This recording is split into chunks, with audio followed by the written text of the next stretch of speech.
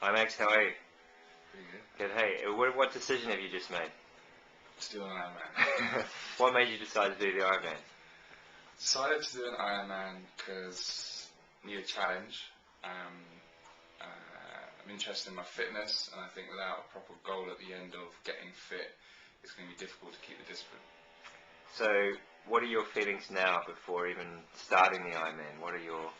My thoughts before even starting the training, I'm pretty nervous, but kind of running through what you've said to me, it's made me relax a bit because you appreciate that there's a lot of training and effort that goes into it to prepare your body so that when you do actually step forward to do the big one, you know that you're geared up for it and it's not just like a sudden shock to your system. And the fact that plenty of other people have done it before me, so I'm sure I can get through with it. How old are you? 33, 34 in December. And what do you do? Property developer, build and design and bits and pieces. And where are you going to be training?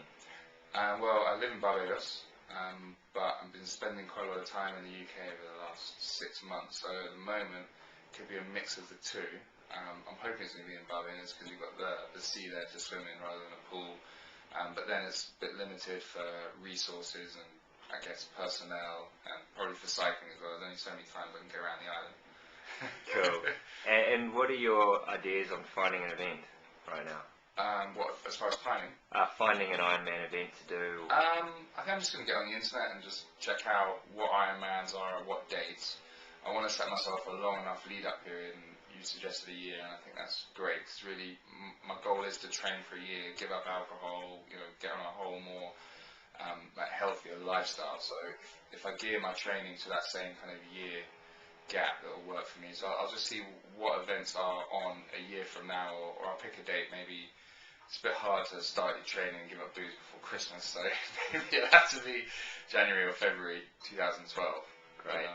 Yeah. And what about coaching? What are your ideas on For that? coaching, well, you suggested that try and find a local coach. I think that's a great idea. So I think I'll try and find a local coach in Barbados and a local coach in England, because that will be the two places that I'll be residing. And see what kind of tips they've got, how much it costs, and kind of maybe an all-round coach to monitor both those coaches, so that the coaches I find in Barbados may just be like a running coach, or a swimming coach, or a cycling coach, so that whoever is in charge of the whole thing can oversee, the various people that I am seeing. Great. And how are your friends reacting when you tell them? My friends don't think I'm going to do it. They think it's a bunch of crap. But not many have heard yet.